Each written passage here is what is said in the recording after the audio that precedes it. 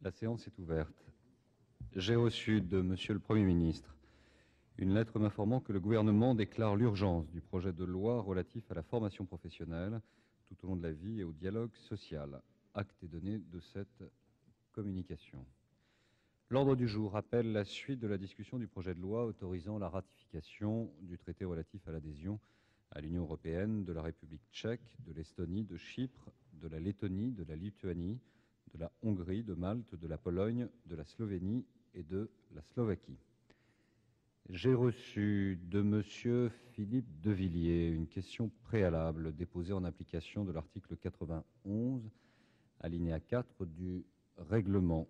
La parole est à Philippe Devilliers.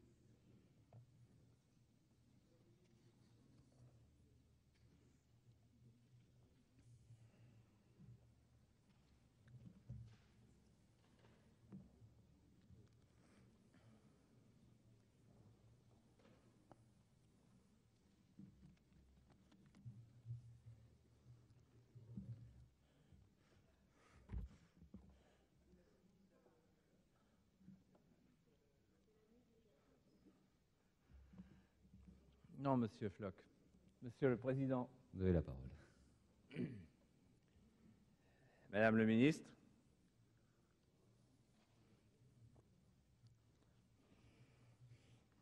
Mes chers collègues.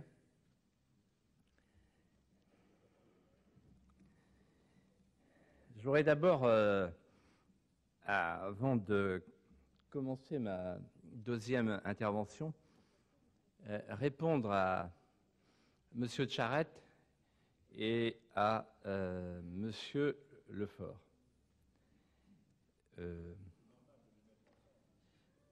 Non, c'était deux questions différentes, mais qui finalement, d'une certaine manière, se rejoignent. La première, posée par Monsieur Lefort.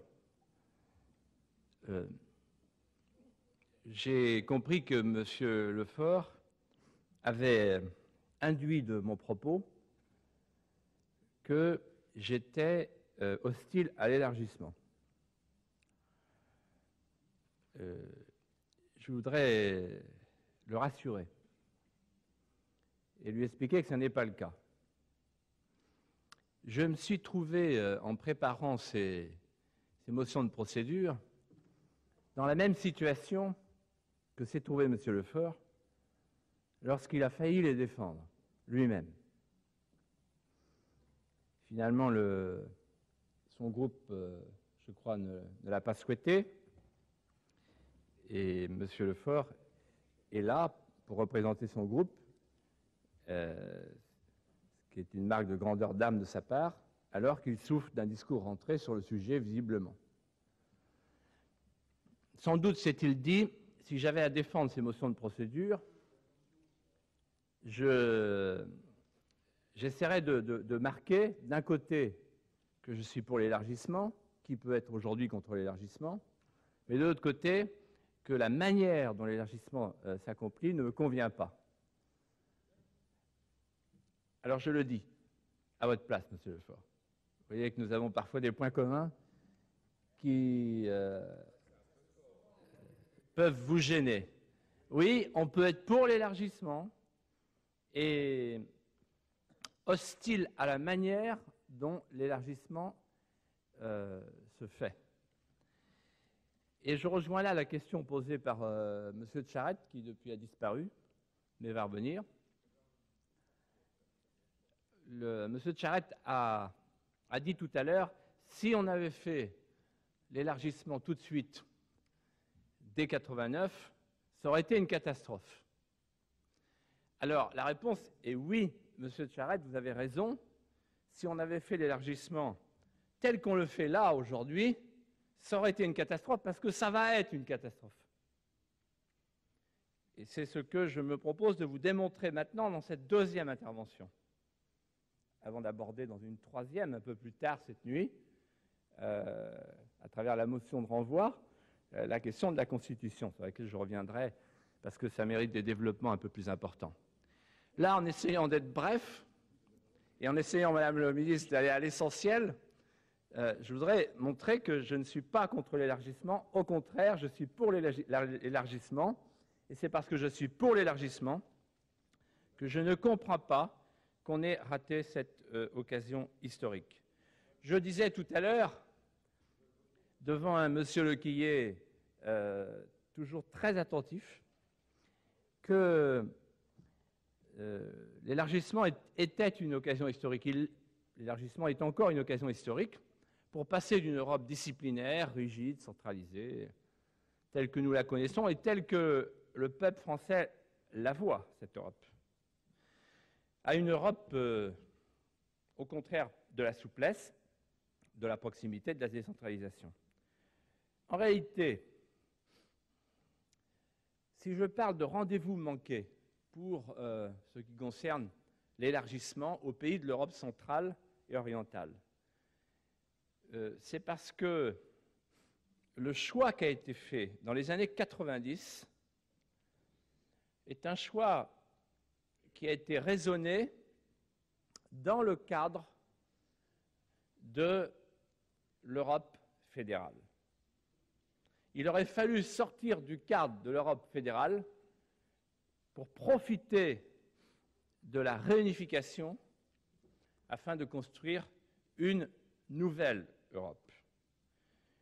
Le premier rendez-vous manqué, dans les années 90, c'est quand on a choisi la fédéralisation de la petite Europe, de la guerre froide, plutôt que la réunification immédiate des deux Europes.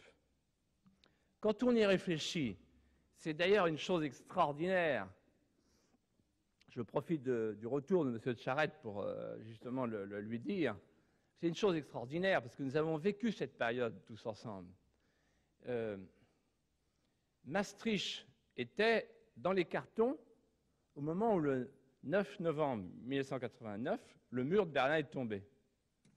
On aurait dû immédiatement, les autorités françaises de l'époque, mais aussi la Commission de Bruxelles, les autorités européennes, auraient dû immédiatement dire stop, on arrête. C'est plus Maastricht qu'il faut faire. C'est plus ce qu'on appelait déjà à l'époque l'approfondissement, puisque maintenant on va être une Europe à 20, 25, 30, 35. Donc on ne peut plus continuer avec le même processus juridique et technique de la guerre froide, c'est-à-dire de l'Europe de la guerre froide. C'était, bien sûr, Monsieur Charette. Monsieur Charette, avec Alors, la bonne volonté de Monsieur oui. Villiers.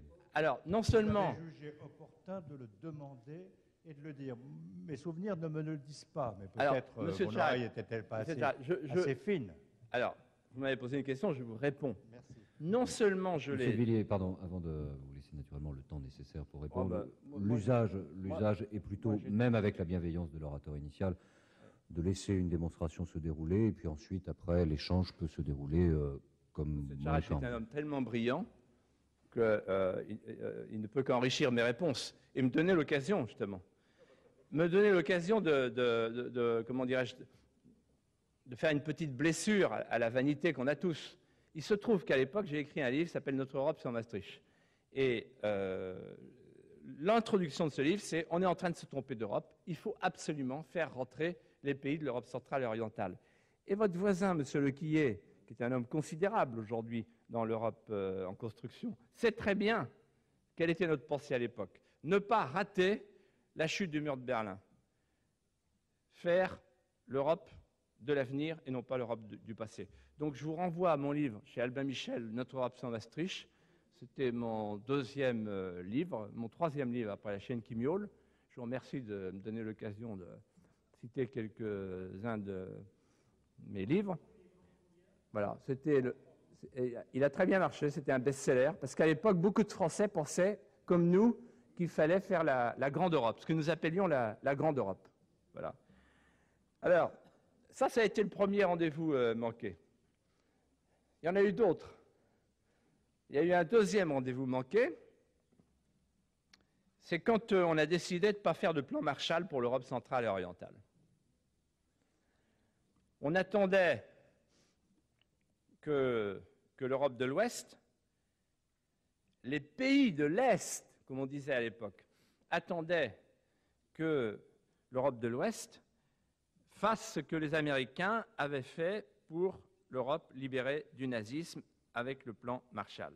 Or, il n'en fut rien parce qu'il ne se trouva personne au sein de l'Union européenne ayant la stature nécessaire pour saisir ce moment privilégié des retrouvailles de l'après 1989 pour lancer immédiatement vers l'Est une politique ouverte et généreuse qui, à l'époque, dans l'atmosphère d'enthousiasme populaire qui régnait partout en Europe, aurait bénéficié d'un soutien de l'opinion publique. Aucun dirigeant ne sut faire comprendre que l'intérêt de tous commandait de contribuer massivement et sans délai au redressement de l'autre Europe. Eh bien, je le dis ce soir, le coût de ce manque de générosité que l'on retrouvera au moment de la négociation des accords d'adhésion sera considérable. L'atlantisme des pays de l'Europe centrale et orientale n'est pas né de rien. Troisième rendez-vous manqué, je dirais des accords d'association sans perspective d'adhésion.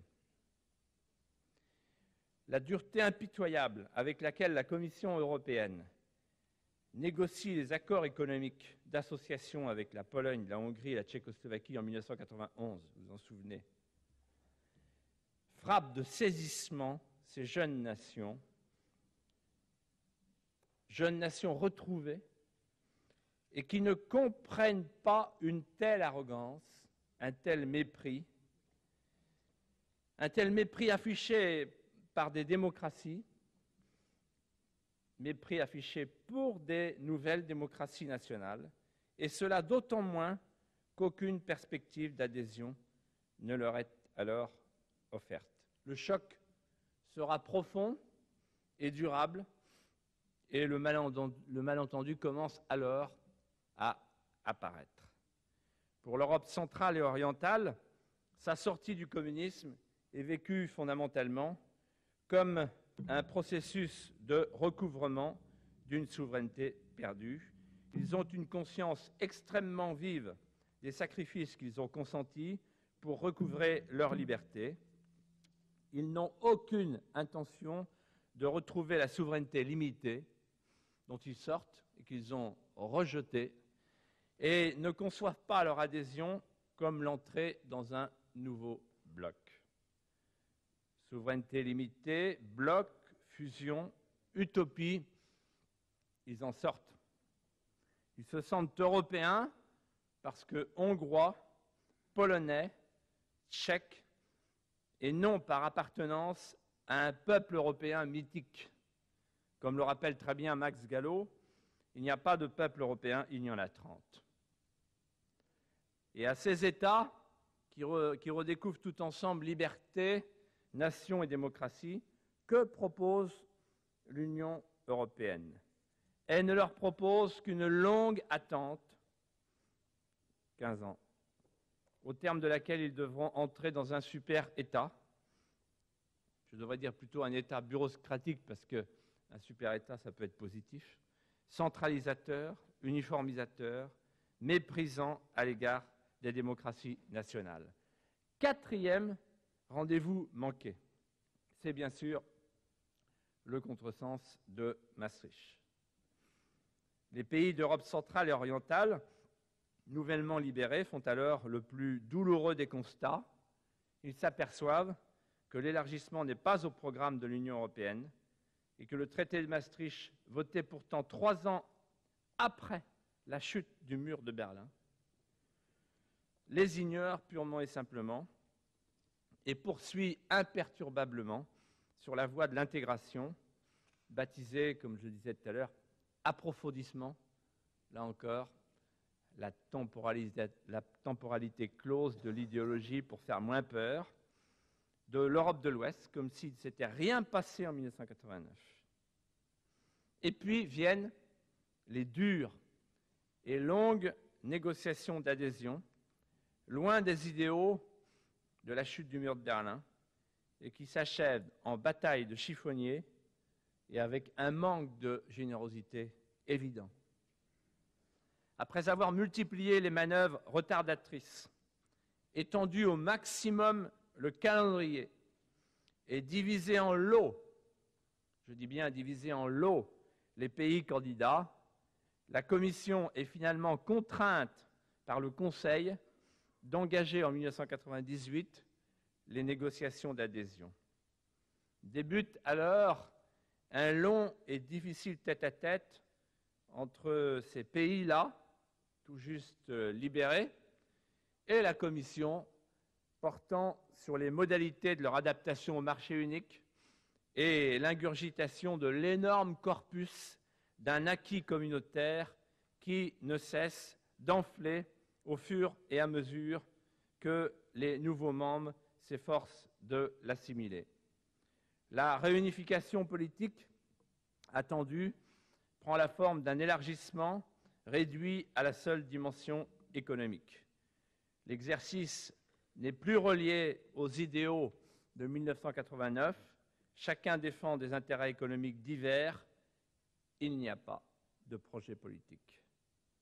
Au lieu de redéfinir l'Union, Monsieur Charette, à partir du retour en Europe de sa partie orientale et en se situant au bon niveau avec un découplage du politique et de l'économique, on procède à l'élargissement, le mot prend tout son sens, à l'élargissement de l'union existante en marche vers le super-État.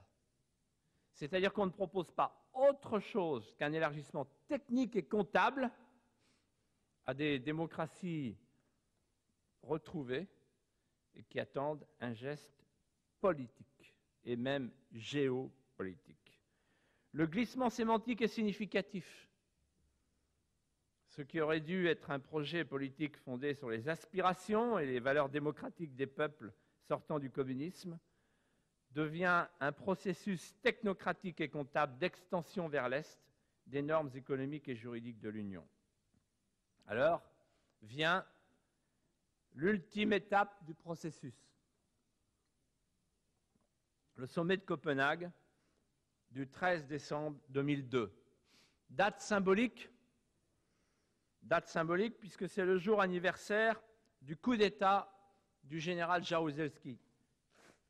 Le 13 décembre 1981 et de la répression de Solidarité, le plus important mouvement social de l'après-guerre en Europe, quand des ouvriers se révoltent contre le communisme.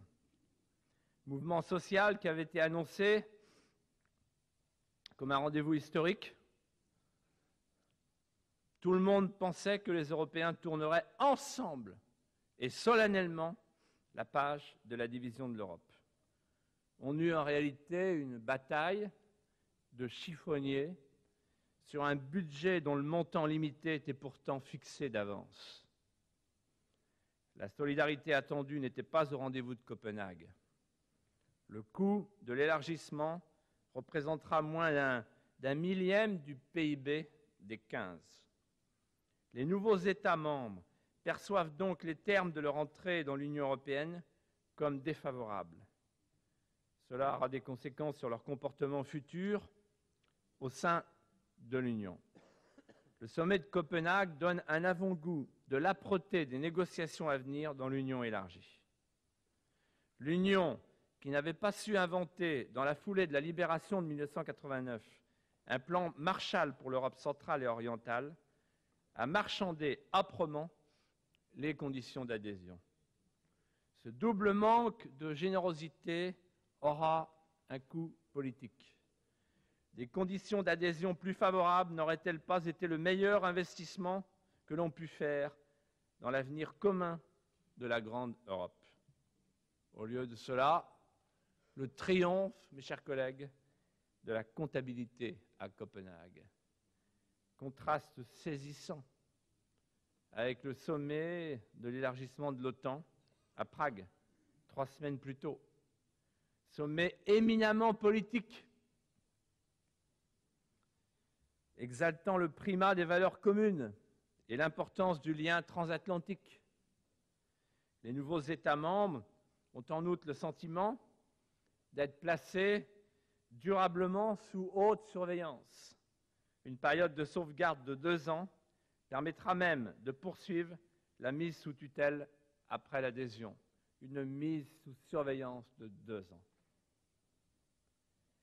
Enfin, le degré suprême de cette méthode, consistant à définir, sans les nouveaux États membres, l'Europe qui s'imposera à eux, est atteint avec le calendrier de la Convention. Madame le ministre, je voudrais vous dire qu'il est évidemment très choquant qu'on puisse annoncer aux pays de l'Europe centrale et orientale, voilà, vous vous décidez pour rentrer dans l'Europe, 3 petits tours et c'est plus la même Europe. Extraordinaire. Eh bien, quand on va dans ces pays-là, quand on va en Hongrie, comme ce fut mon cas récemment, quand on va en Pologne, quand on va en Tchéquie, les gens sont très choqués et ils ne comprennent pas. Le calendrier est en effet établi de telle sorte que la Constitution européenne du super-État puisse être ficelée juste avant leur entrée dans l'Union, sous leur regard d'observateur, mais sans qu'ils puissent être acteurs. Extraordinaire, ça. Méthode évidemment la plus sûre pour préserver l'orientation fédéraliste imposée à la construction européenne et éviter tout risque de contamination de la part de nations qui ont déjà goûté au charme du super-État. Donc je le dis sincèrement et avec tristesse, nous n'avons pas à être fiers de la manière dont la réunification a été dégradée en élargissement. Un élargissement qui intervient 15 ans après la chute du mur de Berlin, sous le signe du désenchantement et de l'amertume, parce que Bruxelles voulait, avec l'appui d'un certain nombre d'hommes politiques français, que ces pays-là ingurgitent 80 000 pages de normes. Et pour leur imposer finalement, après la doctrine Brejnev, la doctrine Solbes. Dès 2002, Václav Havel avait dressé un bilan amer de la négociation d'adhésion. Je le cite. « L'Europe croule sous le poids de la technocratie, des normes réglementaires et des procédures administratives, au point d'en oublier l'essentiel, le sens historique du processus de réunification. » 1 an plus tard, Jacques Rupnik résume admirablement et douloureusement le contresens historique paradoxal sur lequel débouche l'élargissement. Je le cite. « L'entrée des pays d'Europe centrale dans l'Union en 2004, 15 ans après la chute du communisme, a eu pour première conséquence de déconnecter dans leur perception les changements démocratiques d'après 1989 et l'entrée dans l'Europe au point où le citoyen des pays d'Europe centrale ne fait guère le lien entre les libertés acquises depuis 15 ans et l'appartenance à l'Union européenne. » Je le cite toujours, « Une adhésion politique précoce, appuyée sur un calendrier prévoyant les délais nécessaires pour préparer les conditions économiques et institutionnelles, aurait permis d'établir un lien entre les conquêtes démocratiques et la demande d'Europe. L'entrée dans l'Union européenne est aujourd'hui évaluée, hélas, en termes de coûts et de bénéfices. Elle n'est plus associée, dit Jacques Rupnik, à une conquête démocratique. Mes chers collègues, ceux qui ont conduit l'élargissement ont pris le risque de rendre insupportable pour les uns et malheureux pour les autres une réunification tellement attendue, un élargissement tellement indispensable. À 5 mois de l'échéance, la schizophrénie de la Commission révèle son désarroi devant les conséquences négatives de la méthode choisie pour préparer l'adhésion. La Commission ne sait plus où donner de la tête, si tant est qu'on accorde une tête à la Commission. Son ultime bilan, qu'elle vient de publier sur l'état de préparation des pays candidats à l'adhésion, qui inclut d'ailleurs la Turquie, ce bilan, tiens, est alarmiste sur une série de points qui ne sont pas tous secondaires. Je prends une précaution oratoire pour que personne, dans la suite de mon propos, ne fasse une contraction idéologique qui serait malheureuse entre les mots que je vais dénoncer et les peuples qui en souffrent. Ce n'est pas parce que je parle de corruption que je suis en train de dire que la Pologne est corrompue. C'est le contraire. Et ce n'est pas parce que la Commission dit qu'il y a de la corruption dans les pays d'Europe centrale et orientale que c'est faux. Il arrive à la Commission de faire des constats qui sont justes. Quelquefois. Et là, elle constate ampleur de la corruption, porosité des contrôles frontaliers, et quel constat! Absence de structure fiable pour la distribution des futures aides européennes. Chacun reçoit son lot de cartons jaunes et de cartons rouges. La Pologne, à elle seule, reçoit 9 avertissements. C'est ça l'humiliation. C'est ça l'humiliation d'un peuple. C'est quand on le pointe du doigt en disant, voilà, les cartons jaunes, les cartons rouges, et pourquoi pas l'exclusion. Bienvenue par avance dans l'Europe disciplinaire. Et dans le même temps, l'inénarrable M. Prodi et ses commissaires, acolytes, pour se rassurer, nous racontent des contes de fées. Tout va bien se passer, il n'y a aucun problème. Plutôt que de faire le procès des pays candidats, la Commission ferait mieux de s'interroger sur la manière dont elle a conduit le processus d'adhésion. Sa posture schizophrène, mêlant alarmisme et méthode Coué, révèle d'ailleurs un profond malaise devant les conséquences qu'elle commence à apercevoir de la méthode qu'elle a choisie. Une méthode qui n'a pas permis de consacrer la réunification politique de l'Europe au lendemain de 1989, ni de forger une grande Europe éprise d'indépendance, c'est-à-dire une grande Europe européenne, puisque l'élargissement de l'Europe aujourd'hui, c'est l'élargissement des États-Unis en Europe. Une méthode qui n'a pas permis non plus, 15 ans après, de prendre convenablement en compte les spécificités de chaque pays candidat. Ce résultat était hélas inévitable dès lors que l'on n'a pas choisi la méthode d'adhésion la plus sage, celle que nous préconisions dès 1992,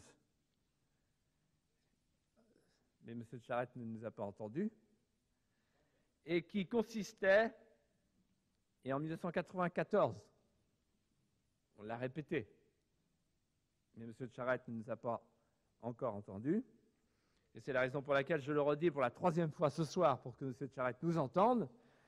Cette méthode consistait à créer une grande confédération politique. Non, M. Charette n'a pas besoin d'un sonotone. Et à faire, à moins, ça serait Mme Bachelot à ce moment-là qui le dénoncerait. Et à faire ensuite adhérer les pays d'Europe centrale et orientale aux différentes politiques communautaires au fur et à mesure de leurs intérêts et de leurs capacités. Le Conseil, à l'instigation, Monsieur Novelli, vous cessez de me troubler depuis le début de mon propos, c'est déjà difficile, c'est un sujet compliqué, et nous sommes loin d'être arrivés au bout. Merci, Monsieur Charette. Donc le Conseil, à l'instigation de la Commission, a préféré la formule de l'adhésion en une seule fois à un système unifié conduisant au super-État. Nous allons en payer les conséquences et devoir constater que ce système n'est viable ni techniquement ni politiquement. J'ai tout à l'heure, Madame le ministre, évoqué rapidement, je le reconnais beaucoup trop rapidement parce que nous avions peu de temps, la réapparition dans le débat médiatique, il y en a des pages tous les jours, du rapprochement et même parfois, nous dit-on, d'un projet d'union franco-allemande. J'avais bien entendu à Versailles le président Chirac et M. Schröder nous expliquer qu'on aurait désormais une citoyenneté commune. J'ai cru comprendre également que M. Fischer était candidat au poste de ministre des Affaires étrangères de la politique étrangère unique de l'Europe. Mais je me dis en réfléchissant, comme c'est curieux, c'est au moment précis où on nous parle de la constitution d'un État fédéral, c'est au moment précis où on va fêter l'entrée des pays de l'Europe centrale et orientale dans l'Union européenne que la France et l'Allemagne vont peut-être en sortir, ou plutôt créer un échelon supplémentaire, une maison commune à deux. Bref, c'est le moment précis où le couple franco-allemand propose de faire chambre à part. Alors, ça veut peut-être dire qu'il y a un malaise. Ça veut peut-être dire que dans les chancelleries, mais sans doute vous pourrez nous en dire plus tout à l'heure, ça veut peut-être dire que dans les chancelleries, en tout cas à Berlin et à Paris, on a d'ores et déjà fait une croix sur la Constitution européenne, ce qui serait une formidable nouvelle si vous pouviez nous l'annoncer cette nuit, Madame le ministre, ou alors que désormais l'élargissement n'intéresse plus personne, ni à Berlin, ni à Paris. Et que, après nous avoir bercé pendant 15 ans de l'idée qu'on allait faire rentrer les pays de l'Europe centrale et orientale dans l'Union européenne, on va nous proposer une autre Europe sortie du chapeau, une autre Europe fédérale, cette fois-ci à deux. On voit bien que cette tentation, dès les premières paralysies constatées, consiste à négliger la grande Europe au profit de ce qu'on appelle l'Europe noyau, la Kern Europa, si chère à M. Schäuble et Lamers, à M. Lamy et Verheugen. Un super-État continental impotent et incontrôlé, ce n'est pas n'importe quoi, M. Floch, c'est le propos d'un diplomate allemand qui a été tenu hier, qui est rapporté par un grand journal ce soir. Alors, ne dites pas que les diplomates allemands disent n'importe quoi. Ce serait un manquement à l'amitié franco-allemande. Et je ne vous laisserai pas le dire. Donc, un super-État continental impotent et incontrôlé, accompagné d'un verrouillage central de plus en plus insupportable, on prétendra substituer, au nom de l'Europe puissance, un noyau fusionnel dans lequel la France, en particulier, se dissoudrait totalement. Mais pourquoi faudrait-il donc, en permanence, passer d'un systématisme à un autre, d'une idéologie à une autre? Il s'agit là de deux impasses dont il faut s'écarter. Il n'y a pas d'autre avenir possible, je le dis en faisant une toute petite pause dans la suite de mon propos, il n'y a pas d'autre avenir possible que la grande Europe fondée, établie sur l'harmonie des souverainetés nationales et donc la coopération interétatique. Un empire avec une norme la chasse à la palombe décidée par les Lapons et la pêche au harpon décidée par les Grecs, c'est absurde. Les peuples ne l'accepteront pas. Alors les nouveaux États membres doivent être avec nous les architectes de la seule Europe viable, la véritable Europe de l'avenir, la grande Europe de la géométrie variable. Mais encore une fois, revenant sur le propos talentueux de M. Édouard Balladur, je regrette d'ailleurs son absence, mais il est tard.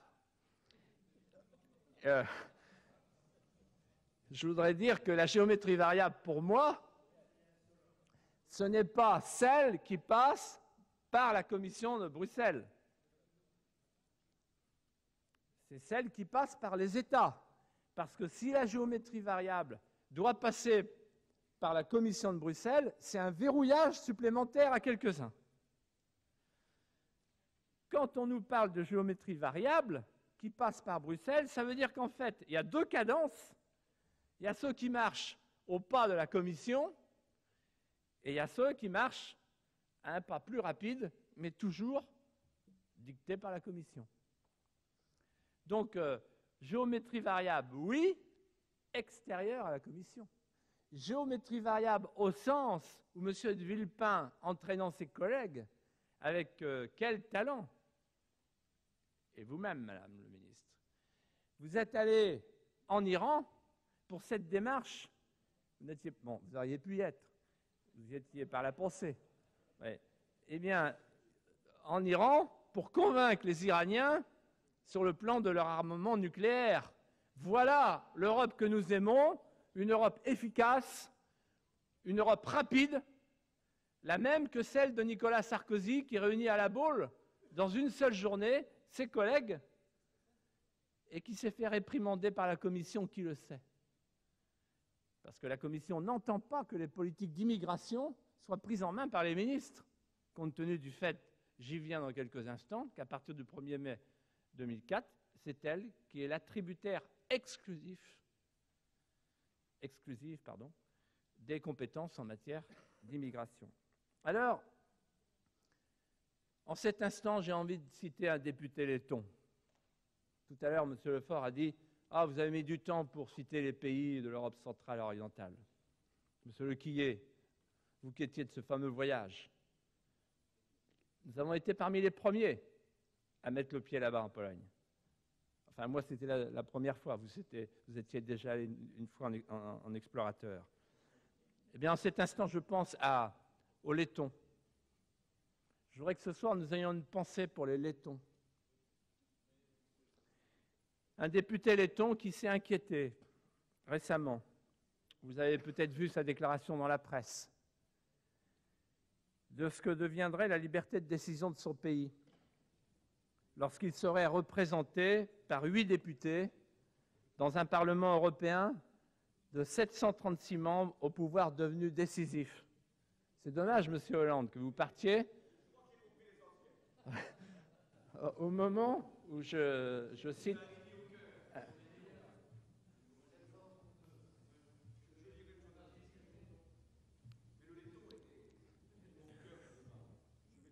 C'est dommage. Merci, M. Hollande. J'étais honoré que vous soyez là. Et je l'avais pris comme un signe d'attention personnelle. Est-ce vraiment dans l'articulation de votre démonstration, M. de Villiers? En tout cas, je vous remercie d'être venu et d'être passé. Et donc, il ne devrait pas être le seul à se poser des questions. Écoutez, ce n'est pas parce que nous sommes adversaires qu'il faut s'envoyer des colibés. On peut se sourire mutuellement, comme le fait d'ailleurs M. l'oncle, de manière gourmande. On est là pour longtemps, autant en profiter. C'est vrai, si on doit y passer la nuit, M. Charette. Non mais, M. Villiers, vous n'êtes pas non plus obligé de prendre 5 minutes pour dire bonjour et au revoir. En plus, on a du public, ce qui est très rare à ce heure-ci, ça n'arrive jamais. Et plus de députés que je ne pensais. Donc... Alors, ce député letton, qu'est-ce qu'on lui répond? Madame Lenoir, qu'est-ce qu'on lui répond à ce député letton? les grands pays devraient se la poser aussi, cette question. Si nous voulons éviter la dilution de la démocratie, la diffusion du sentiment de ne plus rien contrôler, alors il faut inventer une Europe nouvelle, plus flexible, plus libre, articulée sur des démocraties nationales respectées. Il faut impliquer fortement les parlements nationaux. Ah oui, tout à l'heure. Mais...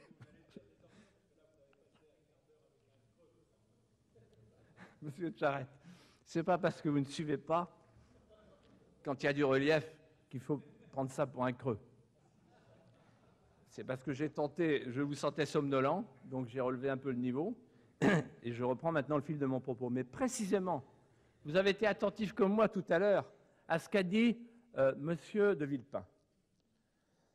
Il a eu un propos courtois, élégant à mon endroit. Il a même dit « on a besoin de vous dans ce combat ». Je ne sais pas encore à quelle place, mais ça m'a touché. Bon. Alors, il a dit une chose sur les parlements nationaux quand même que je ne peux pas ne pas relever. Et vous êtes trop fin, Monsieur de Charette, pour ne pas l'avoir relevé vous-même, puisque vous êtes un des seuls Français, en tant que compagnon de Valéry Giscard d'Estaing, à avoir lu intégralement la Constitution européenne. Je le sais. Et les annexes. Je le sais. Et, si, Monsieur de Charette. Non, Monsieur de Charette. Non, j'ai tout lu.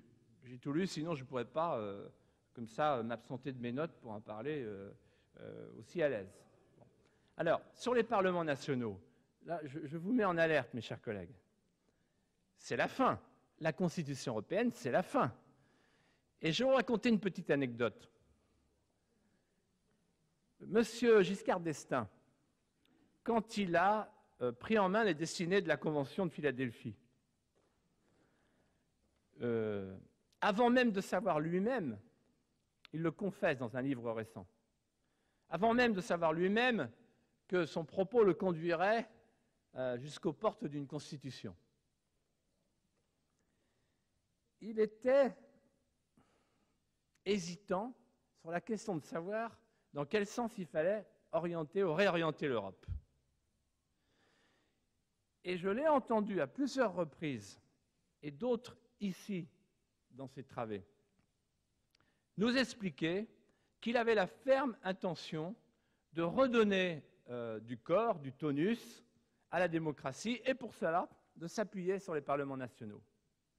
C'est l'époque où il a mis à l'ordre du jour le principe de subsidiarité. Et c'est l'époque où il avait même inventé un système d'arbitrage par les parlements nationaux qui pouvait bloquer le système au cas où une décision leur apparaîtrait contraire à la subsidiarité. Qu'en est-il dans le traité définitif? Qu'en est-il dans le projet sorti de la Convention?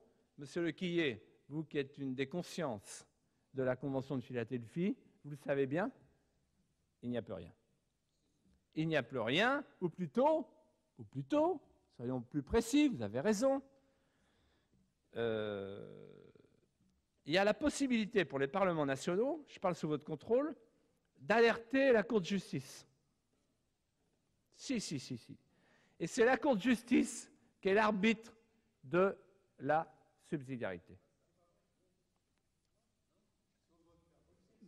Monsieur, je souhaite donner la parole à Monsieur Lequillier. Ce n'est pas vous qui l'a donné, mais comme vous l'acceptez bien volontiers et que vous êtes l'orateur principal, si Monsieur Lequillier a la parole. Je ne m'y oppose pas. Je voudrais simplement rectifier ce que vient de dire notre collègue. Ce qui est prévu par la Constitution, c'est qu'il est possible à un Parlement national de dire à la Commission qu'il n'est pas d'accord et qu'il considère qu'elle est en train de déborder de son rôle dans la décision, dans la proposition qu'elle fait, et qu'il dépasse le principe de subsidiarité. Et lorsque un tiers des parlements nationaux se prononcent de la même manière, à ce moment-là, la Commission est obligée de revoir sa proposition. Voilà le principe de subsidiarité tel qu'il est proposé par la Constitution. Et alors, en fin de parcours, effectivement, un peu comme dans notre système constitutionnel où on a le Conseil qui tranche en fin de parcours, il est possible que les gouvernements saisissent la Cour de justice pour condamner la Commission si elle n'a pas, comme les parlements nationaux l'y invitent, respecté le principe de subsidiarité. Donc il y a un véritable mécanisme qui a été préparé par la Convention. Alors, Monsieur Lequillet, je crois me souvenir, mais c'est un point sur lequel je reviendrai, et vous m'y ferez penser tout à l'heure dans ma dernière intervention, que c'est la Commission qui, en dernière instance, commande. C'est elle qui juge si c'est subsidiaire ou pas subsidiaire. Alors, en tout cas, je disais qu'il faut impliquer plus fortement les parlements nationaux, dont les pouvoirs vont être considérablement diminués à la suite de la Constitution de M. Giscard d'Estaing. La preuve, c'est que c'est le renforcement du Parlement européen qui l'emporte sur tout le reste. C'est une évidence.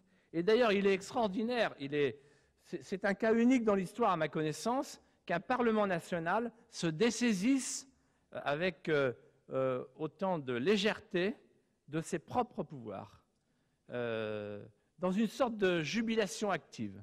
C'est tout à fait extraordinaire. On pourrait penser à un certain moment de tristesse, pas du tout. Non, non, on se dessaisit. C'est dans une ardeur oblative qui est touchante et qui touche beaucoup les commissaires de Bruxelles et qui les encourage évidemment à être de plus en plus fermes vis-à-vis des nations et de leurs représentants. Alors moi je le dis, cette nouvelle Europe ne devrait pas être, je parle pour l'avenir parce que cette Europe-là, elle va dans le mur, l'Europe de Bruxelles et l'Europe de la Constitution. L'Europe que j'appelle de mes voeux, elle ne devra plus être celle de la contrainte généralisée et uniforme, mais celle d'une authentique géométrie variable, je reprononce le mot pour M. Lequillet, dans laquelle chaque partenaire reste maître de ses décisions. Je voudrais aborder maintenant un autre sujet, parce que M. Charette, cet après-midi, a dit dans sa réponse, qui était d'ailleurs brillante, ce qui ne m'a pas surpris, il nous a parlé de la Turquie, Philippe de Villiers, il va nous en reparler. Je n'avais pas l'intention de le faire. Mais je me suis dit, il y a un point que je n'ai pas abordé sur la Turquie. J'ai expliqué que selon moi, la décision est prise. Je le répète pour nos collègues qui n'étaient pas là cet après-midi, elle est prise puisque lorsque j'ai rencontré le président de la République il y a 15 jours, il m'a dit que voulez-vous, il ne fallait pas la prendre en 1963, la décision. Ce n'est pas parce qu'on fait une erreur en 1963 qu'il faut la refaire en 2004. Elle est prise puisque la Turquie était à la Convention. Elle est prise puisque la Turquie est observateur à la conférence. Elle est prise puisque, à Copenhague, on n'a fait que repousser le début des négociations pour éviter une collision, si on peut dire, entre le début de la négociation sur la Turquie et les élections européennes. Elle est prise puisque, si on va sur Internet, comme je l'ai fait tout à l'heure entre les deux séances pour m'assurer que c'était bien vrai, eh bien, le Parlement européen a ajouté la langue turque et a déjà prévu les interprètes. Elle est prise puisque, de toute façon, l'aide de Copenhague a été déjà doublée au chapitre de la préadhésion. Non, il y a une autre question que M. Charette aurait pu me poser et à laquelle j'ai pensé en l'écoutant. C'est la question de l'islamisme par rapport à la Turquie.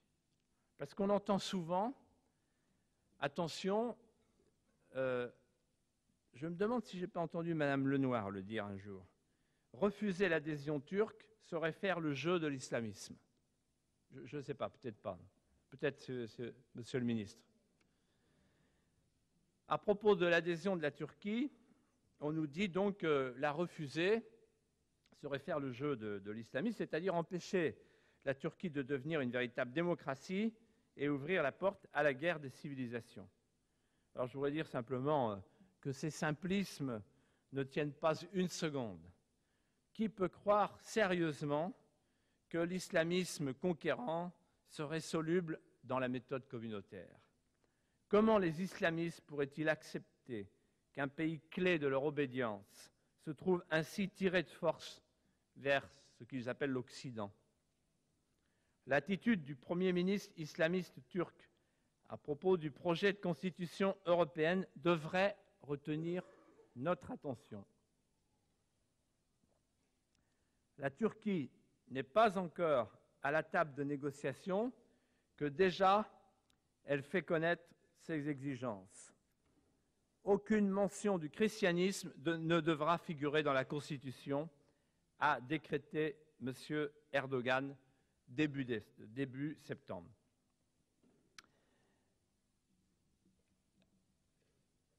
À Monsieur l'oncle, je voudrais... Je vous reconnais parfaitement le droit de m'interpeller sur une question aussi importante. Et vous avez raison de le faire. Si quelque chose vous paraît obscur dans mon propos, n'hésitez pas. Monsieur Lefort également. Alors, c'est intéressant. Il a eu raison. Pardon ? Il vous reste une demi-heure, c'est juste pour vous aider à l'articulation de la démonstration. Je salue le retour de M. de Villepin. Je suis très sensible à sa présence également. Non, mais ça veut dire que le souverainisme aujourd'hui en France n'est pas négligeable. Si le ministre des Affaires étrangères, qui avait des communications urgentes avec le reste du monde, a choisi d'être là à 11h du soir pour un deuxième topo dont il pouvait craindre qu'il ressemblât au premier, c'est qu'il a jugé utile pour... Monsieur Charette, s'il vous plaît. J'étais en train de répondre à Monsieur l'oncle. Alors, je voudrais vous répondre, Monsieur l'oncle. Qu'on parle de la laïcité, nous, vous, nous, pas de problème. Mais que ce soit le Premier ministre turc, qui est issu d'un parti islamiste, c'est un peu fort. C'est un peu fort. Je voudrais dire à cet endroit, d'ailleurs, en profitant du retour de M. Ayrault, et étant sûr de ne pas le choquer, que lorsqu'on entend des autorités de notre pays, qui ne sont certes pas des historiens, mais qui sont des hommes politiques, nous expliquer que les racines de l'Europe sont autant musulmanes que chrétiennes, je veux bien qu'à partir de Lépante, Vienne et Poitiers, on fasse un salmigondi pour expliquer que l'Europe a été plus musulmane que chrétienne, mais c'est absurde. C'est absurde. Et donc, je considère que, étant contre la Constitution, je n'ai pas réclamé de préambule, mais quand même, le fait que l'Europe de Bruxelles aujourd'hui ne soit même plus capable d'évoquer ses racines, ça veut dire qu'elle est complètement coupée d'elle-même, elle est coupée de son terreau, elle est coupée de son histoire. Voilà, je voulais le dire au passage. Encore une fois, lorsque moi j'ai rencontré le président de la République, je lui ai dit, je ne vous demanderai pas, moi, un préambule sur les racines chrétiennes, puisque je ne veux pas de constitution. Donc je ne veux pas un préambule sur le vide. Mais je trouve quand même que, de la part de M. Erdogan, exiger qu'il n'y ait pas le mot racine chrétienne pour pouvoir ensuite rentrer dans l'Union européenne, c'est un peu fort. Alors, la démocratie, c'est l'affaire des Turcs eux-mêmes, me semble-t-il. La démocratie existe hors d'Europe. Et quand j'entends les critères que vous citiez tout à l'heure, Monsieur le ministre, les fameux critères de Copenhague, c'est vague. Si on devait choisir la liste des critères de Copenhague pour faire rentrer des pays dans l'Europe, mais on n'en finirait plus. On n'en finirait plus. L'Australie, le Japon et le Chili n'ont pas eu besoin d'adhérer à l'Union européenne pour se démocratiser et prétendre, comme le fait le Conseil européen, qu'une fois qu'elle aura satisfait aux critères de Copenhague, une fois démocratisée, la Turquie deviendra ipso facto européenne, est un mensonge. Qu'elle décide de respecter la liberté religieuse, d'autoriser l'enseignement de la langue kurde ou de modifier les compétences du Conseil de sécurité nationale, et elle aura effectivement progressé sur le chemin de la démocratie. Elle n'en sera pas devenue pour autant européenne. La Turquie n'est européenne ni par son territoire, sauf une toute petite partie, ni par son substrat culturel. Un changement d'institution ne fait pas un changement de civilisation. L'historien Alain Besançon disait récemment « L'Europe et la Turquie sont deux grandes civilisations, amies mais distinctes. Les mélanger ne ferait du bien ni à l'une ni à l'autre. Quant au choc prétendu de civilisation que ne manquerait pas de produire une absence d'adhésion, une thèse chère, je crois, à Michel Rocard, je crois qu'il est parfaitement fallacieux et dangereux de vouloir s'enfermer dans ce choix binaire, intégration ou affrontement. L'alternative pour les sociétés humaines, je cite le professeur Satignon, l'alternative pour les sociétés humaines n'est pas de s'intégrer ou de se combattre. La différence assumée entre les civilisations n'implique pas le conflit. Le respect se nourrit de l'échange qui suppose que chacun reste soi. Vouloir fusionner deux espaces culturels aussi différents que l'Europe et le monde turc n'a simplement pas de sens. Espace culturel, car la Turquie, c'est beaucoup plus que la Turquie.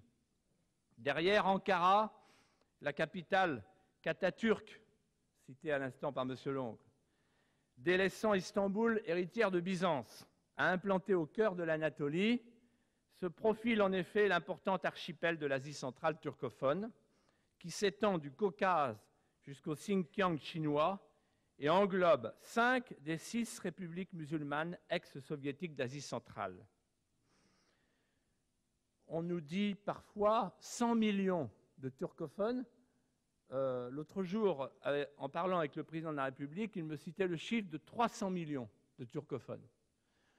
On nous dit aussi, je ne sais pas si c'est vérifiable et vérifié, que les turcophones ont la nationalité turque automatique. En tout cas, on sait que de tradition, elle leur est attribuée généreusement. Fondre la Turquie dans un super-État européen reviendrait à l'empêcher d'accomplir sa vocation géopolitique à laquelle je suis sensible, mais qui n'est pas la nôtre. Parce qu'elle est spécifique en tant que puissance d'équilibre en Asie occidentale et surtout centrale, dans une zone d'influence dont la stabilité est essentielle pour le monde, puisqu'il s'agit des régions détenant les secondes réserves pétrolières mondiales. Alors, oui, les peuples veulent être consultés sur les problèmes de fond que soulève la candidature turque. Cette fois, les peuples n'ont pas l'intention de se laisser forcer la main sur une question dont ils ressentent qu'elle touche à leur identité profonde. Ils ne se laisseront pas priver de débat et les questions de fond touchant l'adhésion éventuelle de la Turquie ne manquent pas. Je voudrais en poser quelques-unes. Première question.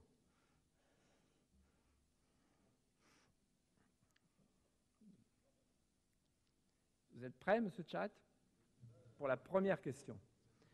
Voulons-nous faire de la Turquie? Non, j'ai été surpris par le quand même.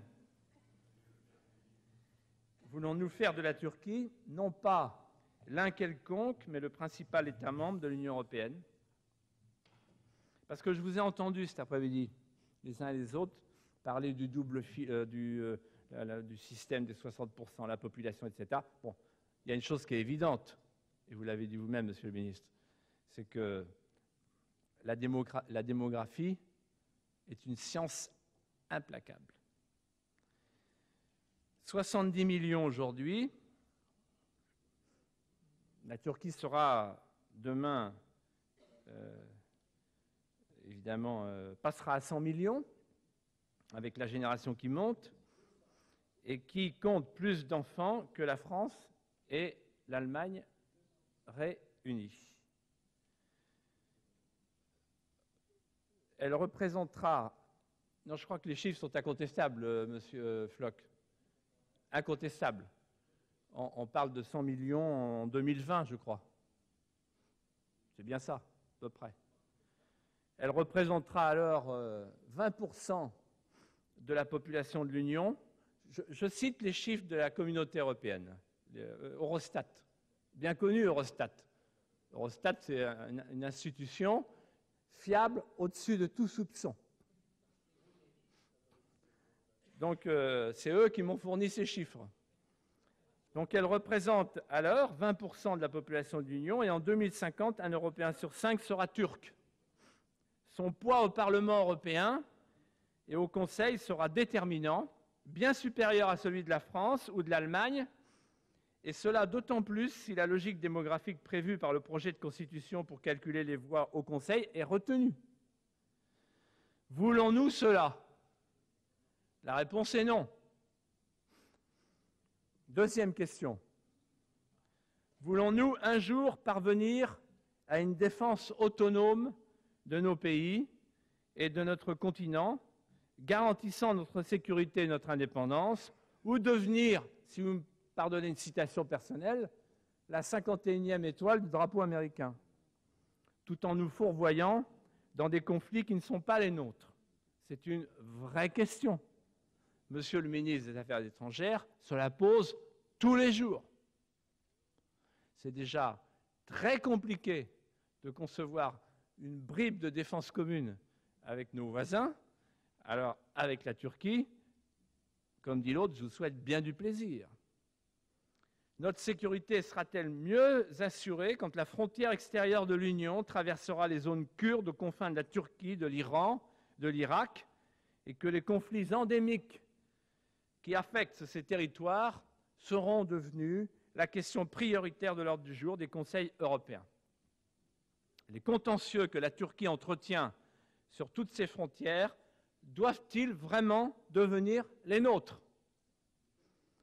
Que cherche-t-on à construire? Une Union européenne ou une communauté européo-moyen-orientale, c'est-à-dire un ensemble eurasiatique?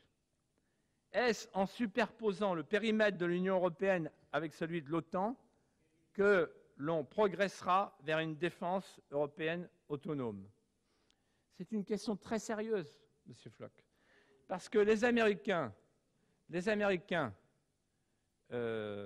le savez peut-être, ont décidé que le prochain sommet de l'OTAN aurait lieu en mai prochain. C'est intéressant le calendrier, parce qu'eux, ils n'ont pas de problème avec les élections européennes, donc ils n'ont pas fait gaffe. À Ankara. Et lors de ce sommet, ils vont évidemment exiger que les Européens acceptent, je cite un diplomate, de faire coïncider le périmètre de l'OTAN avec le périmètre de l'Europe. Ou plutôt l'inverse, de faire coïncider le périmètre de l'Europe avec le périmètre de l'OTAN. Croit-on qu'une Turquie poussée dans l'Union par Washington contribuera à forger une Europe européenne? Alors, que devons-nous offrir à la Turquie?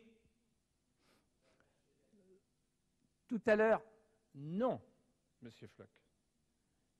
Parce que ça, c'est une conception fermée de l'Europe qui ne convient pas à l'histoire du monde et encore moins à l'histoire de notre pays. La France est une grande puissance méditerranéenne. Et s'il y a bien un problème en ce moment en Europe, c'est que la France, parce qu'elle suit trop volontiers le tropisme géopolitique de Bruxelles, qui la tire vers l'Europe du Nord, a trop tendance à abandonner sa vocation méditerranéenne, latine, africaine, et qu'il faut tous les efforts de la diplomatie française, et en particulier les grandes enjambées du ministre des Affaires étrangères dans toutes ces parties du monde pour rétablir l'équilibre. Il n'est pas évident pour la France d'être dans une Europe qui nous contraint de plus en plus et de continuer à jouer nos cartes, et notamment celle de la francophonie. Alors, ne rien offrir à la Turquie, c'est absurde. J'étais en Tunisie récemment. Ne rien offrir aux Tunisiens, aux Marocains, aux Algériens, aux Israéliens, à tout le pourtour méditerranéen, c'est absurde. Il y a pour ça une réponse, c'est le processus de Barcelone. Alors, La Turquie, c'est un pays ami, c'est un pays allié. Elle nous a aidés efficacement à contenir l'URSS. Nous devons lui offrir mieux qu'une fusion qui tournerait à la confusion. La solution à la fois digne et réaliste pour tous, c'est d'offrir à la Turquie, qui bénéficie déjà des avantages considérables de l'union douanière, un statut d'association étroite qui pourra être proposé par la suite de la même manière à des pays comme l'Ukraine ou la Biélorussie, mais sans pour autant qu'elle participe au mécanisme institutionnel de l'Union. Il faut que l'Europe, et je réponds là à l'interpellation de M. Floch, il faut que l'Europe cesse de se construire et de se présenter comme un bloc monolithique dans lequel on est inclus ou dont on est exclu. Parce qu'effectivement, ou bien on est dans le bloc supranational, supra-étatique, corseté, on ne peut plus bouger, mais on est dedans, ou bien alors on est jeté dans les gènes extérieurs, comme si le monde tournait autour de l'Europe. Une Europe de plus en plus soumise, de plus en plus aliénée, de moins en moins puissante. Non, il faut que le pourtour de l'Europe s'y reconnaisse, s'y retrouve.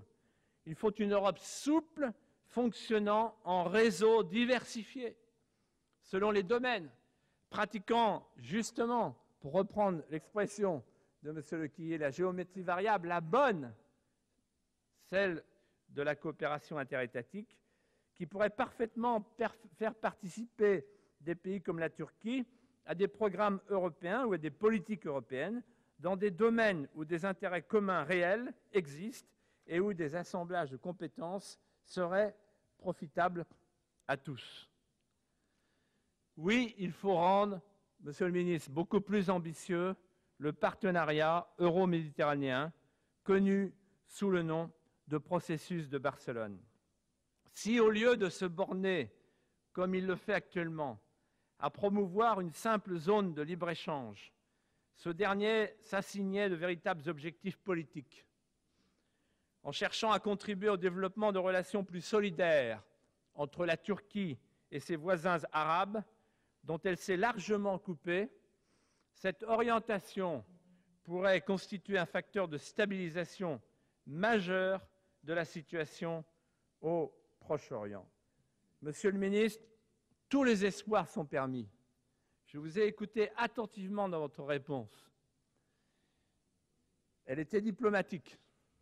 Elle pesait, comme disait, je ne sais plus qui sur Marivaux, des œufs de mouche dans des balances de toile d'araignée. Le pour, le contre, on verra le moment venu. Mais j'ai senti qu'il y avait une petite ouverture. J'ai pensé au processus de Barcelone.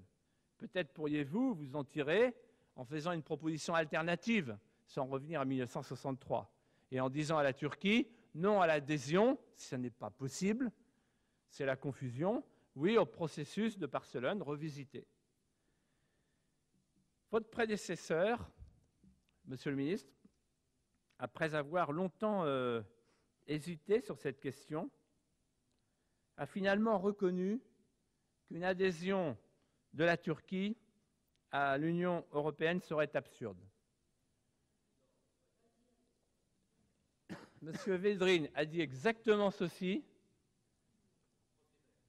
C'est comme si la France demandait à adhérer à l'Union africaine. Vous ne contestez pas la citation, elle est rigoureusement exacte. Simplement, il a attendu de ne plus être ministre pour faire ce constat. Je ne souhaite pas le même sort à M. de Villepin. Mais vous avez la possibilité, Monsieur le ministre. Non, mais vous avez tort de protester, ce n'était pas polémique, mon propos. C'était une citation. Non, c'est ce qu'a dit M. Védrine. Donc vous avez la possibilité, Monsieur le ministre, de ne pas attendre ce moment-là pour nous administrer une nouvelle preuve de votre lucidité. Monsieur le Président, oui. Oui, je veux bien que vous me regardiez quand vous le souhaitez. J'ai juste M. De Charette qui a souhaité une intervention, et comme vous avez pris l'habitude dans votre motion de donner la parole à celles et ceux qui vous interrompent, si vous souhaitez poursuivre cette belle habitude. Non, j'ai encore... j'ai pas épuisé mon temps de parole, Monsieur le Président. Non, pas du tout. Voilà. Ce n'est pas donc, du tout ce que je veux dire. Je vais vous signaler qu'il y a... Simplement, Monsieur Charette.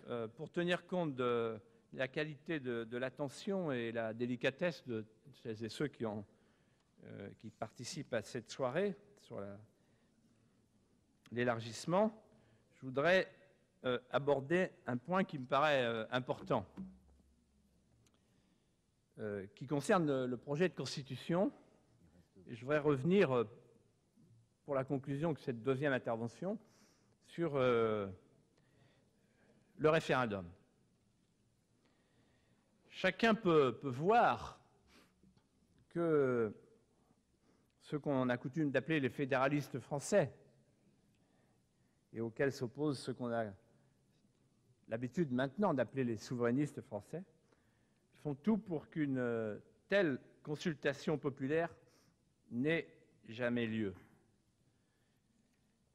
Les premiers sont épouvantés parce que même si les sondages montrent que les Français sont favorables dans l'abstrait à l'idée d'une constitution, en effet c'est un beau mot, il faut en convenir, constitution. En réalité, ils n'en connaissent pas le contenu et dès qu'on leur parlera de super-État, ils seront nécessairement opposés. Par ailleurs, j'insiste sur un point, c'est qu'un tel référendum devrait se tenir dans la deuxième moitié de l'année 2004, c'est-à-dire que ce référendum arriverait au moment où le Conseil devrait décider d'ouvrir ou non les négociations d'adhésion avec la Turquie. On est dans les parages. Constitution, adhésion de la Turquie. Or, une écrasante majorité de Français, toutes sensibilités confondues, sont opposés à cette adhésion. Si les deux questions, super-État et adhésion de la Turquie, faisaient leur jonction dans l'esprit de nos compatriotes, ce serait explosif pour les fédéralistes. D'autant que la nouvelle Constitution, qui donnerait un poids croissant aux considérations démographiques dans la prise de décision européenne, comme je le disais il y a quelques instants, accorderait en même temps forcément une place de premier rang à la Turquie. Bien évidemment, la crainte de la conjonction du super-État et de l'arrivée de la Turquie, qui alimente les conversations privées dans tous les milieux fédéralistes, n'est pas avouée en public. Officiellement, on exprime d'autres arguments, et je voudrais juste les rappeler en les classant en 5 catégories. C'est bref, Monsieur le Président.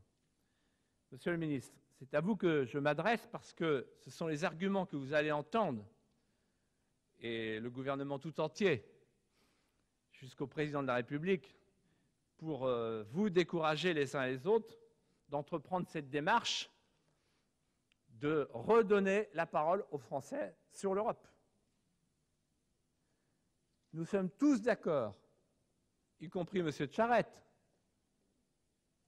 pour dire que l'Europe doit être rendue au peuple.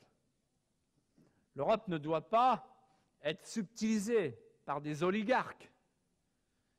Et pour qu'elle soit rendue au peuple, pourquoi ne pas, de temps en temps, vérifier que le peuple suit bien les dirigeants dans la voie choisie pour la construire? Dans le cas contraire, il y a une autre construction possible. Que dis-je, une autre? Plusieurs autres. C'est ça l'histoire. Éviter la collision avec le réel, s'arrêter à temps, suspendre. On parle souvent de moratoire. Suspendre dans l'action le temps nécessaire pour vérifier que le peuple est bien d'accord. Sur la Turquie, sur la Constitution, on pourrait poser la question. Alors on nous dit, premier argument, il n'y aurait pas besoin de référendum, car le projet en cours ne serait pas la vraie constitution d'un vrai État. Bien entendu, même si le projet de constitution tel que nous le connaissons était adopté, le super-État européen ne serait pas complètement achevé, j'en conviens. Il resterait encore quelques cas de décision à l'unanimité, je le souligne. Mais il y a une innovation majeure dans ce texte. Ces décisions à l'unanimité pourraient un jour être abandonnées sur simple décision du Conseil européen et sans révision de la Constitution, c'est-à-dire sans nouvelle ratification par les peuples. D'ailleurs, nous avions demandé que l'article 1 du nouveau texte proclame, je cite, que l'Union européenne respecte les souverainetés nationales de ses États membres. Et je le dis pour ceux qui n'étaient pas là cet après-midi, à la place de cette expression, l'Union européenne respecte les souverainetés nationales de ses États membres, on trouve l'Union européenne respecte les identités nationales de ses États membres. Ça n'est plus du tout la même chose. On trouve ainsi une disposition qui supprime le concept juridique de souveraineté. Donc c'est bien l'ébauche très avancée d'une constitution au sens de la règle suprême qui s'impose à toutes les autres normes juridiques des États fédérés. Deuxième argument, c'est une vraie constitution, mais elle ne contiendrait rien de nouveau. Je le dis parce que je l'ai entendu, cet argument. Il est exact que ce texte utilise la méthode habituelle des traités précédents. Il prolonge des tendances qui préexistaient. Mais en même temps, il va beaucoup plus loin. En particulier concernant l'article 10, qui proclame la primauté du droit européen sur toute forme de droit national. Il est clair qu'il existait une jurisprudence de la Cour de justice depuis les années 63-64, mais l'article 10 du projet de constitution comporte deux aspects nouveaux sur lesquels j'attire votre attention. Tout d'abord, le principe jurisprudentiel de la primauté du droit communautaire n'avait jamais été présenté clairement à la ratification des peuples, jamais. Il n'était inscrit dans aucun traité, sauf dans un codicile du traité d'Amsterdam. Donc c'était le fruit de la délibération de quelques juges, 6 à l'époque. Et c'est bien d'ailleurs la source du malentendu permanent entre les peuples et l'Europe, car celle-ci vise sur des principes qu'elle considère sacro-saints, alors qu'ils n'ont jamais été approuvés par les peuples. Et deuxième nouveauté,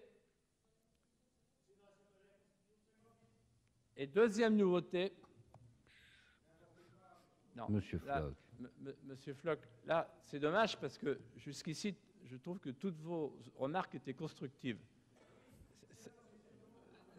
Celle-là est, à mon avis, hors sujet. C'est depuis la jurisprudence. Monsieur Floch, on a compris. Depuis la jurisprudence d'une part, et le traité d'Amsterdam, petit codicile, je ne sais plus dans quel article d'autre part, qu'on a déclaré la supériorité du droit européen sur le droit national.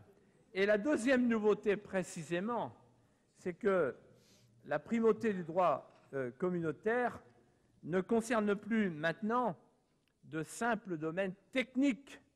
Il concerne aussi des compétences de souveraineté très larges qui touchent à des problèmes aussi essentiels que l'économie et l'immigration.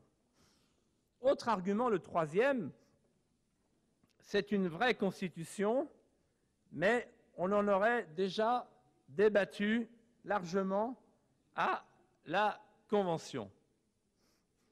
Non, mais je suis très heureux que vous vous animiez sur ce sujet, parce que mon but ce soir, vous l'avez bien compris, c'est qu'il y ait un débat sur toutes les questions européennes. Qu'il y ait un débat ici, le Parlement ne peut pas se laisser dessaisir sans rien dire. Donc un vrai débat, 1, 2, 3, et un débat dans le pays. Bon. Je suis persuadé que si on faisait un petit sondage, non, j'arrive à la fin, c'est pour ça que je prends juste une petite seconde. On a eu peu de temps, j'ai essayé d'aller vite, j'ai essayé de dire l'essentiel. Je suis sûr qu'il y a des députés qui ne savent pas que le 1er mai 2004, c'est la Commission de Bruxelles qui va avoir le monopole d'initiative sur les questions de l'immigration. c'est quand même une innovation majeure. Alors, il y en a qui trouvent ça très bien. Probablement vous, M. Charette. On va être mieux protégés. On aura le Mario Monti de l'immigration. Très bien. Mais au moins qu'on en discute. Qu'on puisse en parler avec les Français.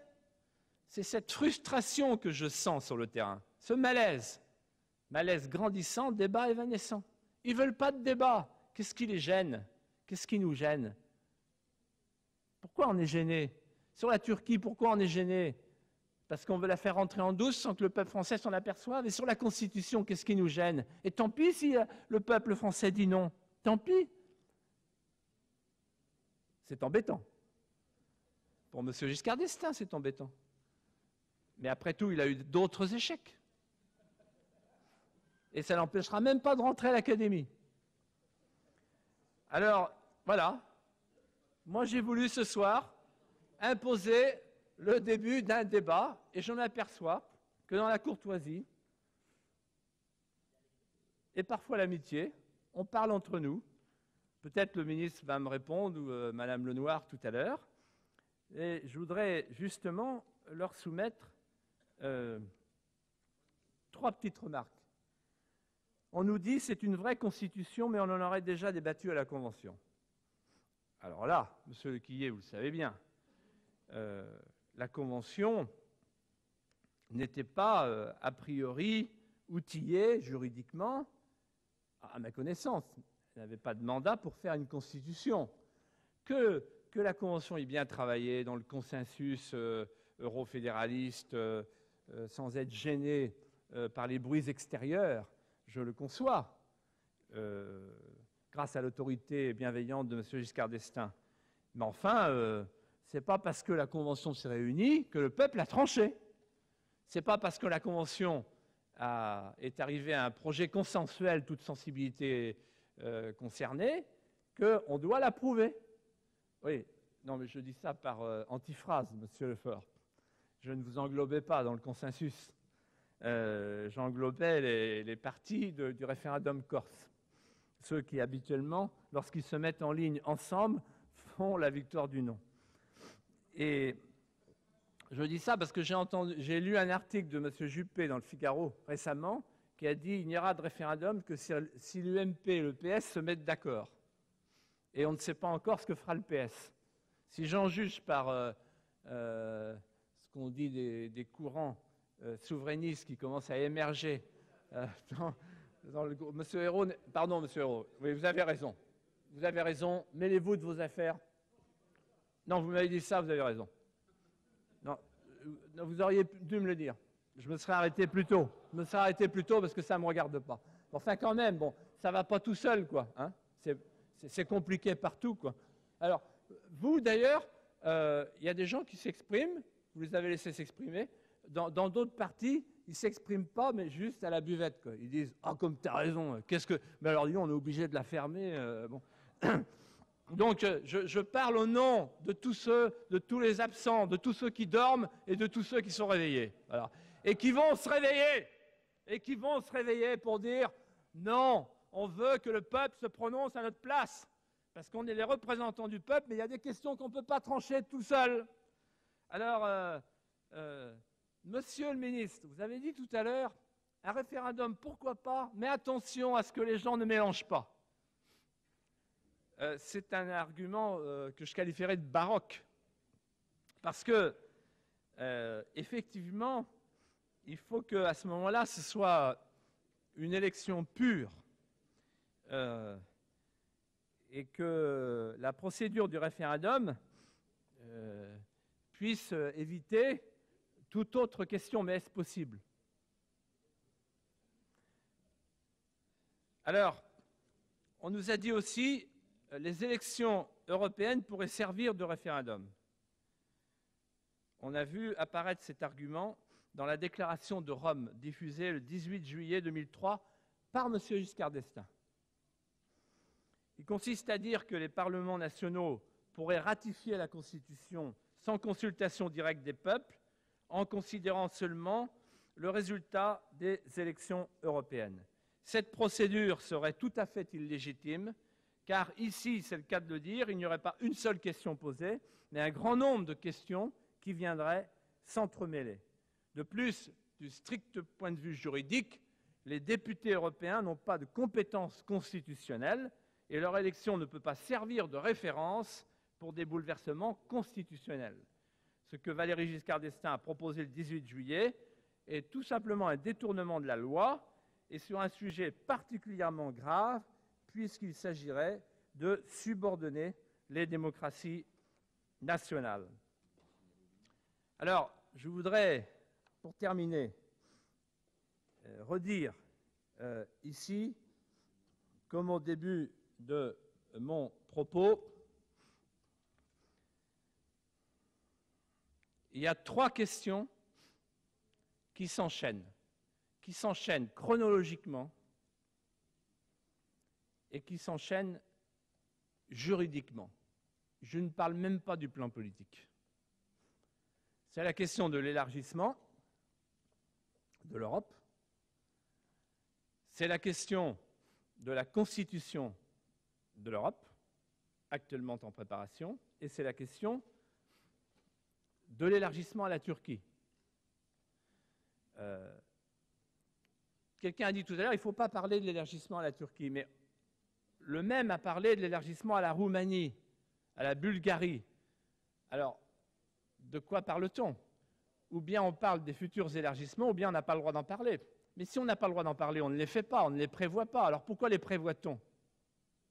Et ce que je veux dire tout simplement, je pense que c'est un propos de bon sens, une Europe élargie à la Turquie et sous l'empire d'une constitution fédérale ne sera plus du tout la même. On peut être pour, on peut être contre, mais la grande question qu'il faut que nous nous posions, mes chers collègues, est-ce que ça ne serait pas l'honneur de la représentation nationale, au moment où elle va dessaisir de tous ses pouvoirs, de se tourner par l'intermédiaire des plus hautes autorités de notre pays, Monsieur le ministre des Affaires étrangères, vous pouvez y contribuer, de se tourner vers le peuple français pour lui dire « non possumus ». C'est à vous de trancher. Nous n'avons que la potestas, vous avez l'auctoritas. Merci de votre attention. Merci, Monsieur De Villiers. Et le temps qui vous est imparti n'était pas tout à fait écoulé. C'est en réponse, clin d'œil, à celles et ceux qui s'interrogeaient sur la durée de votre intervention. Vous avez parfaitement respecté le temps qui était à votre disposition. La Commission, le gouvernement m'a fait savoir que la Commission avait possibilité d'intervenir, lui. Mais je veux bien intervenir, d'abord pour dire que la Commission s'est prononcée à l'unanimité lors de sa réunion pour vous suggérer de repousser la question préalable présentée par M. De Villiers. Je pourrais me limiter à cela. Je voudrais néanmoins contribuer à la discussion en réagissant à quelques-uns des propos de M. De Villiers. En fait, il a traité, me semble-t-il, quoique j'ai parfois un peu de mal à suivre le caractère évolutif de la pensée villiériste. J'ai noté néanmoins 3 sujets qui m'ont paru dominants. Le premier concerne le fait que nous aurions manqué de générosité envers les 10 et peut-être même envers les 12 en n'acceptant pas de découpler, c'est ça les mots qu'a employé M. De Villiers, les aspects politiques et les aspects économiques, et en n'acceptant pas par conséquent, c'est dans le par conséquent qu'est le problème d'ailleurs, de faire entrer les pays en cause, les pays d'Europe centrale et orientale, dans l'Union européenne sans leur appliquer les conséquences économiques de cette entrée. En vérité, mes chers collègues, il faut savoir que plusieurs tentatives ont été faites pour donner aux pays d'Europe centrale et orientale d'entrée de jeu, c'est-à-dire dès le début des années 90 et ensuite, une participation directe au débat des pays membres de l'Union européenne sans les impliquer directement dans l'organisation de cette Union européenne, avec toutes les conséquences que ceci comporte. La principale démarche en ce sens, je l'ai rappelé tout à l'heure, c'est le projet de confédération européenne proposé par M. Mitterrand, et qui a fait long feu, comme vous savez, puisqu'elle a été vraiment repoussée par les États en cause, alors qu'elle était d'ailleurs beaucoup plus large. Elle allait plus loin que cela, puisqu'elle pouvait s'appliquer à l'ensemble des pays du continent européen, Russie incluse. L'ensemble des intéressés marquaient leur désaccord avec cette proposition. Et puis, je me rappelle avoir moi-même proposé que pour les pays d'Europe centrale et orientale, on organise ce que j'avais appelé la conférence européenne. Et l'idée était à l'époque de réunir les chefs d'État et de gouvernement des pays d'Europe centrale et orientale dans la foulée des sommets européens pour faire en sorte que régulièrement on les associe à nos délibérations de caractère politique sans les engager dans les processus techniques, économiques, financiers, sociaux qui sont ceux de l'Union européenne. Mais là aussi, la réaction de ces pays a été négative parce que ce qu'ils voulaient, c'était entrer dans l'Union européenne avec tout ce que cela comporte.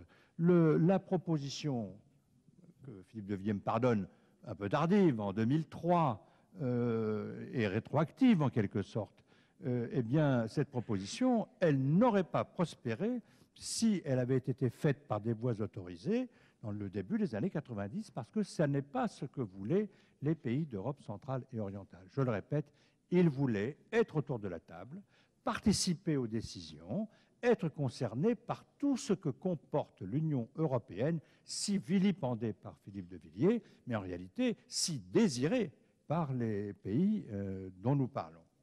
Alors, c'est vrai que la comparaison faite à nouveau et à plusieurs reprises par M. de Villiers avec l'OTAN, je vois bien que c'est totalement différent, parce que pour l'OTAN, il suffit de signer et de dire « j'en fais partie ». Ça n'a pas beaucoup de conséquences, ça relève largement du vœu pieux, enfin, on fait partie du cercle, avec un peu de chance, on a une base américaine, et je suis conscient, et vous devez être conscient dans cette assemblée, à commencer par M. Philippe de Villiers, que ces pays, ayant comme principal souvenir, et pour longtemps, la présence de l'armée russe dans leur ville et dans leur village, la principale obsession de ces pays, c'est de se protéger contre le retour de pareils événements. Et qu'évidemment, ils pensent, sûrement non sans raison, que la principale garantie qu'ils en ont, c'est de faire partie de l'Alliance Atlantique et d'avoir la protection américaine. Et que, somme toute, s'il y a une base américaine proche de la frontière avec la Russie, c'est la meilleure garantie possible. Et donc, ces deux démarches, moi je pense que la France doit être capable de les comprendre. Parce qu'il est assez légitime et assez naturel que les pays d'Europe centrale et orientale aient à la fois le souci de leur sécurité pour longtemps, et qu'ils pensent que c'est les États-Unis qui la leur fourniront, n'est pas incompréhensible. Et qu'en même temps, ils veuillent sincèrement participer au débat autour de la table de l'Union européenne. Ils veulent y participer avec